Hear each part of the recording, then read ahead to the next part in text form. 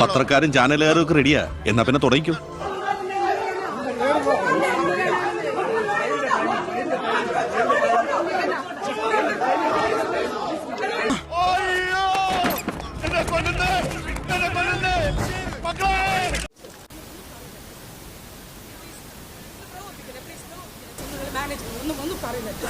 എന്റെ മോനെ തല്ലി തമ്പൂറാക്കി എന്റെ രോമാനങ്ങില്ലേ ഒറ്റയിടയിലും എത്തോണ്ടില്ലേ അവന്റെ പതിരുകളെയും കാണും. വേറെ എവിടെയല്ല, പോലീസിന്റെ ഇടിയാ.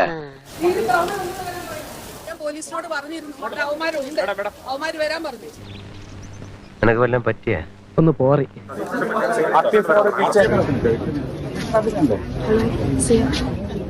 സത്യത്തിൽ എന്താണ് സംഭവിച്ചത്? അജ്ഞാത ശക്തി, പിന്നൊന്നും ഓർമ്മയില്ലടോ. അത് കഴിഞ്ഞിട്ട് ഞാൻ വെറുതെ നടന്നു വരുമ്പോഴാണ് എനിക്ക് ഈ കഴുത്തിന്റെ ഇവിടെ നല്ല പെയിൻ ഉണ്ട്. ചില ഭാഗങ്ങളിൽ ഓട്ടം ചെല്ലുന്നില്ലടോ. ഒന്നും പറ്റിയില്ല മുത്തശ്ശ. പിന്നെ ഞാൻ ഈ കാണുന്നതൊക്കെ എന്താണ്? പക്ഷം ആരോപിക്കുന്നത് പോലെ ഇതൊരു നാടകമാണോ? ദൃശ്യങ്ങൾ പറയുന്നത് എന്താണ്? ഇതൊക്കെ അവന്റെ അഭിനയമാണെങ്കിലോ? ഇതവന്റെ അഭിനയമാണെങ്കിൽ അവനൊരു അവാർഡ് കൊടുക്കേണ്ടി വരും. ഇപ്പോൾ നമുക്ക് ലഭ്യമായ ദൃശ്യങ്ങൾ പറയുന്നത് എന്താണ്? ആരോഗ്യമന്ത്രിക്ക് നേരെ ഉണ്ടായ പ്രതിഷേധത്തെക്കുറിച്ചും ആരോഗ്യമന്ത്രി പറയുന്ന ആക്രമണത്തെക്കുറിച്ചും ദൃശ്യങ്ങൾ പറയുന്നത് എന്താണ്? ഈ സമയത്തൊന്നും നമുക്ക് ലഭ്യമായ ദൃശ്യങ്ങളിൽ മന്ത്രിയെ കയ്യേറ്റം ചെയ്യുന്ന ഒന്നും തന്നെ ഇല്ല. അതിനുശേഷം മന്ത്രി തന്നെ സംസാരിക്കുന്നുണ്ട്. ഇവിടെ ദൃശ്യമാധ്യമങ്ങളൊക്കെ കാണുമ്പോൾ, ക്യാമറകൾ കാണുമ്പോൾ അറിയാം ഇവിടെ പ്രതിഷേധമുണ്ട് എന്ന് ഞാൻ ഊഹിച്ചു. ഇത് സംബന്ധിച്ച പ്രതികരണത്തിന് തേടുമ്പോഴാണ് മന്ത്രി കഴുത്തിന് വേദനയുണ്ട് എന്ന് പറയുന്നത്. അപ്പോഴാണ് സ്പീക്കർ പറയുന്നത് മന്ത്രി അവർ കയ്യേറ്റം ചെയ്തു, കൈക്ക് പിടിച്ചു ഞെരുക്കുകയും അതുപോലെ തന്നെ കഴുത്തിൽ മർദ്ദിക്കുകയും ചെയ്തിട്ടുണ്ട്. അതുകൊണ്ട് മന്ത്രിക്ക് നല്ല പെയിൻ ഉണ്ട് എന്ന് പറയുന്നു. കളിച്ച കളി വളരെ ചീപ്പായി പോയി. അവറാച്ചൻ എന്തായി പറയുന്നേ? ഒന്നും പറയണ്ട. വശത്ത് കോൺഗ്രസ് പറയുന്നു ഒരു തരത്തിലുള്ള അക്രമം ഉണ്ടായിട്ടില്ല, മന്ത്രിയെ തൊട്ടിട്ട് പോലുമില്ല, ഇതൊരു നാടകമാണ് എന്നാണ് മറുവാദം. ഇവനെ വേഗം വല്ല ഭ്രാന്താശുപത്രിയിൽ വായിക്കണം. എന്തായിരിക്കും അവിടെ സംഭവിച്ചത്? അതും പൊളിഞ്ഞു. അത് എന്നെ സംഭവിച്ചത്. ഏതെങ്കിലും ഒരു രംഗം അത് സൂം ചെയ്തോ കട്ട് ചെയ്തോ ഏതെങ്കിലും ഒരു രംഗം ഏതെങ്കിലും സെക്കൻഡുകളെങ്കിലും കണ്ണൂർ ജില്ലയിൽ ഇന്ന് കരിങ്കൊടി കാണിച്ച KSU പ്രവർത്തകര് വീണ ജോർജ് എന്ന മന്ത്രിയുടെ തൊട്ടടുത്ത് എത്തുകയോ അദ്ദേഹത്തിന് ശാരീരിക ബുദ്ധിമുട്ടുണ്ടാക്കുന്ന രീതിയിൽ എന്തെങ്കിലും ഒരു സ്റ്റെപ്പ് അവിടെ ഉണ്ടായിട്ടുണ്ടെങ്കിൽ അവിടെ ശരിക്കും മൽപ്പിടുത്തം നടത്തേണ്ടി വന്നത് വീണ ജോർജിന്റെ ആവേശത്തെ, പാഞ്ഞടക്കുന്ന മന്ത്രിയെ തടയാൻ നോക്കിയ കുറച്ച് വനിതാ പോലീസുകാരും കുറച്ച് സുരക്ഷിത പോലീസുകാർക്കും അല്ലേ ശരിക്കും അവിടെ ഇന്ന് റെസ്റ്റ് എടുക്കേണ്ടത്, അല്ലെങ്കിൽ ശാരീരിക വേദന അനുഭവിക്കേണ്ടത്. അത്ര ശക്തിയായിട്ടല്ലേ, അത്രയും അക്രമാസക്തമായിട്ട് ആക്രോശിക്കുന്ന രീതിയിൽ, പാഞ്ഞടുക്കുന്ന രീതിയിലാണ് മന്ത്രി ആവേശവും പരാക്രമവും വിദ്യാർത്ഥി നേതാക്കൾക്കെതിരെ കാണിച്ചത്. ജനാധിപത്യ നാടാണ്. അവിടെ വീണ ജോർജ് എന്ന മന്ത്രി ഒരു മഹാറാണിയുമല്ല. KSU പ്രവർത്തകര് കേരളത്തിൽ ഉടനീളം കരിങ്കൊടി പ്രക്ഷോഭങ്ങളും പ്രതിഷേധങ്ങളും കൊണ്ട് നാളുകൾ മുഴുവൻ സമയം മന്ത്രിക്ക് പുറകിൽ തന്നെ ഉണ്ടാകും. ഞങ്ങൾക്ക് പിന്തുണ എന്ന് പറയുന്നത് ആരോഗ്യ മേഖലയുടെ പിഴവ് കൊണ്ട്, ചികിത്സാ പിഴവ് കൊണ്ട്, അല്ലെങ്കിൽ ശസ്ത്രക്രിയ പിഴവ് കൊണ്ട് അനേകായിരം രോഗികള് അവരുടെ ജീവിതത്തിന്റെ ഗതി തന്നെ അട്ടിമറിച്ചിട്ട പരാജയത്തിൽ ആണ്ടുപോയ ഒരു ആരോഗ്യ വകുപ്പിനെതിരെ പ്രതിഷേധിക്കുമ്പോൾ കേരളത്തിന്റെ മുഴുവൻ പിന്തുണയുണ്ടാകും. ആ പ്രതിഷേധങ്ങളിൽ ഒരുപാടൊന്നും ആരോഗ്യമന്ത്രിയായ വീണ ജോർജിനെ അഭിനയിച്ച് തകർക്കേണ്ട ഗതികേട് ഉണ്ടാവില്ല. എന്റെ തൊഴിലിനോടുള്ള ആത്മാർത്ഥയാണ് ഒരു ചോദ്യം ചെയ്തിരിക്കുന്നത്. ഗ്യാസ് എന്ന് വെച്ച ഒരു സിലിണ്ടർ പോലെയാണ് ഇപ്പൊ എന്റെ മനസ്സ്. വാൽവ് മുറുക്കി അടച്ചാരെ, അല്ലെങ്കിൽ ലീക്കുണ്ടാവും.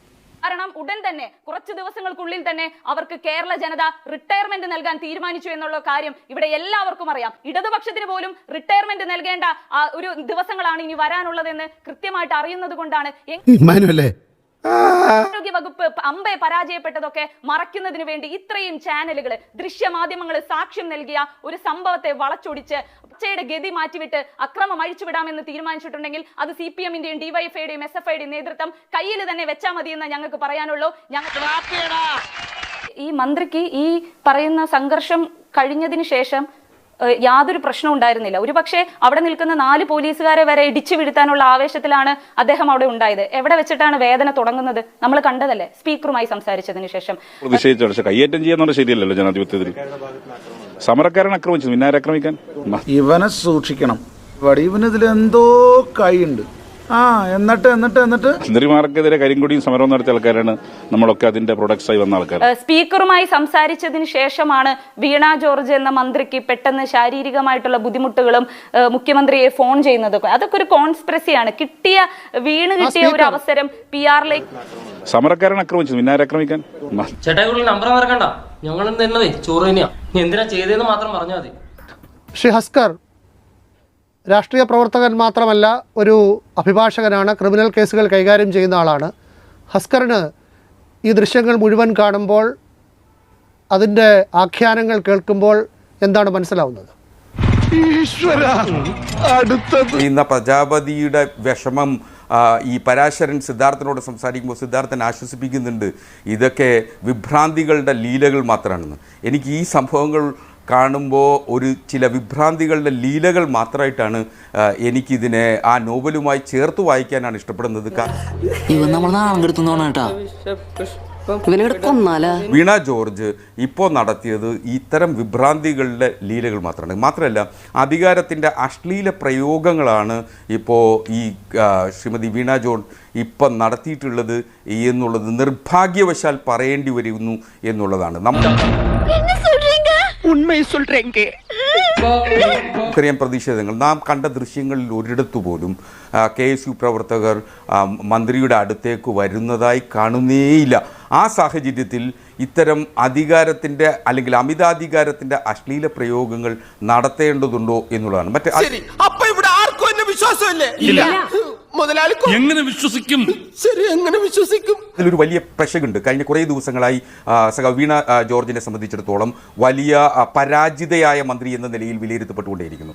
എന്തുകൊണ്ട് അവർ പരാജിതയായി എന്നുള്ളത് വലിയ ചോദ്യമായി തന്നെ. ഞാൻ കരുതുന്നത് നേരത്തെ ശൈലജ ടീച്ചറെ വെച്ചിട്ടാണ് നാം വീണ ജോർജിനെ മാറ്റുരച്ച് നോക്കുന്നത്. ശൈലജ ടീച്ചറെ സംബന്ധിച്ചിടത്തോളം അവർ വെറും ഒരു PR എക്സസൈസ് കൊണ്ട് മാത്രം സൃഷ്ടിക്കപ്പെട്ട ആരോഗ്യമന്ത്രി മാത്രമായിരുന്നു. അതായിരുന്നു പിന്നെ നാണക്കെടുത്തി. അതിനുശേഷം വന്ന ആരോഗ്യമന്ത്രി എന്ന നിലയിൽ വീണ ജോർജ് പരാജയപ്പെട്ടു പോകുന്നു, അല്ലെങ്കിൽ നിരാലംബരയായി പോകുന്നു എന്ന സാഹചര്യത്തിലേക്ക് വരുന്നിടത്തു നിന്നുള്ള ആ നിരാശയിൽ നിന്നാണ് ഏതു വിധേനയും ജനശ്രദ്ധ തിരിച്ചുവിടുന്നതിന് വേണ്ടിയിട്ടുള്ള ഒരു ശ്രമം എന്ന ഘട്ടത്തിലാണ് ഒരുപക്ഷെ ഏറ്റവും ഒടുവിലത്തെ ഈ അമിതാധികാര രാഷ്ട്രീയ നാടകത്തിലേക്ക് തരം താണിരിക്കുന്നത്. ഓരോരോ തട്ടിപ്പുകളെ തനിക്കൊന്നും പറഞ്ഞിട്ടുള്ള ഡിസിപ്ലിനുള്ള ജോലി.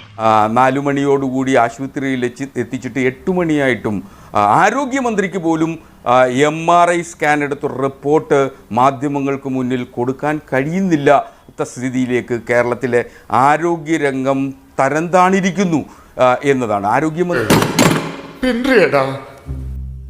ഘട്ടത്തിൽ എവിടെയാണ് നമ്മുടെ ആരോഗ്യരംഗം എത്തപ്പെട്ടിരിക്കുന്നത്, അല്ലെങ്കിൽ എന്തിലേക്കാണ് ഇത് സൂചന നൽകുന്നത് എന്ന വലിയ ചോദ്യം നമ്മുടെ മുന്നിൽ ഉയർത്തപ്പെടുകയാണ്. ആ എങ്ങനെയായി തീരുമെന്നുള്ളൊരു വലിയ ചോദ്യത്തിലേക്കാണ് മുഴുവൻ ദൃശ്യമാധ്യമങ്ങളിൽ നിന്നും CCTV വിഷ്വൽസിൽ നിന്നും കേരളത്തിലെ പൊതുജനം കണ്ടു കഴിഞ്ഞതാണ്. അതുകൊണ്ട് വീണ ജോർജ് എത്രയും പെട്ടെന്ന് ഡിസ്ചാർജ് ചെയ്ത് തിരികെ മന്ത്രിമന്ദിരത്തിലേക്ക് പോകണം, അല്ലാതെ ഈ രാഷ്ട്രീയ നാടകത്തിന്റെ ചട്ടുകമായി നിന്നുകൊടുക്കരുത് എന്ന അഭ്യർത്ഥനയാണ് വിനു എനിക്ക് ഈ ഘട്ടത്തിലുള്ളത്. ഇത് അത്യന്തം അപലപനീയമായ ആക്രമണമാണ്. സംഭവം പൊളിഞ്ഞായിരുന്നു, നീ വെച്ചേരെ. എന്തോന്ന് പൊളിഞ്ഞു, നീ വെച്ചേ. പൊളിഞ്ഞ ശ്രീ V ശിവൻകുട്ടി, മന്ത്രി ശിവൻകുട്ടി പറഞ്ഞതുകൂടി കേൾക്കാം. കേരളത്തിന്റെ രാഷ്ട്രീയ ചരിത്രത്തിൽ ഇത് ആദ്യത്തെ സംഭവമാണെന്നാണ് തോന്നുന്നത്. നീ എവിടെന്നാണ് വന്ന മരഭൂതമേ? KV തോമസ് ആന്റണി മന്ത്രിസഭയിൽ അംഗമായിരുന്നപ്പോൾ 2002 കോഴിക്കോട്ട് സംഭവിച്ചു എന്ന് കാണുക. ഇന്റർസിറ്റി എക്സ്പ്രസിലെത്തിയ മന്ത്രിയെ പ്ലാറ്റ്ഫോമിൽ വെച്ച് കരിങ്കുടിയുമായി 20ഓളം വരുന്ന വിദ്യാർത്ഥികൾ വളയുകയായിരുന്നു. മന്ത്രിയുടെ ദേഹത്ത് കരിയോലൊഴിച്ച് കുപ്പിയെറിഞ്ഞെങ്കിലും പോലീസുകാർ തടഞ്ഞു. കരിയോയിൽ കുപ്പായത്തിൽ പുരണ്ട മന്ത്രിയെ ഡെപ്യൂട്ടി സ്റ്റേഷൻ മാസ്റ്ററുടെ മുറിയിലേക്ക് കയറ്റി പോലീസ് പുറത്തേക്ക് കാവൽ നിന്നു. വിദ്യാർത്ഥികളെ അറസ്റ്റ് ചെയ്ത് മാറ്റിയ ശേഷമാണ് മന്ത്രി പുതിയ ഷർട്ട് വാങ്ങി അണിഞ്ഞ് സ്റ്റേഷൻ വിട്ടത്. SFI കേന്ദ്ര സമിതി അംഗം PM മാതിരിയാണ് സമരത്തിന് നേതൃത്വം നൽകിയത്. ഏഷ്യാനെറ്റ് ന്യൂസ്, കോഴിക്കോട്. ഇനി 2013 മുഖ്യമന്ത്രിയായിരുന്ന ഉമ്മൻചാണ്ടിക്ക് നേരിടേണ്ടി വന്ന അനുഭവം, അത്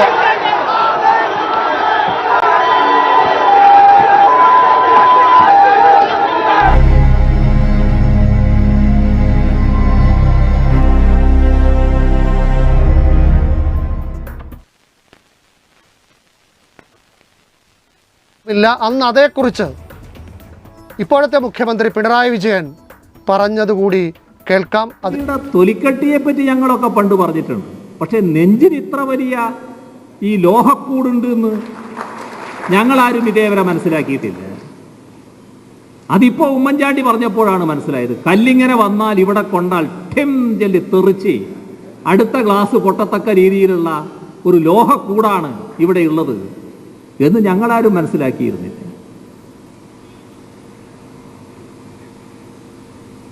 കുറച്ചൊരു ഉപ്പും കൂട്ടി വിടുങ്ങാൻ പറ്റുന്ന നുണ ആളുകൾക്ക് കൊടുക്കണ്ടേ?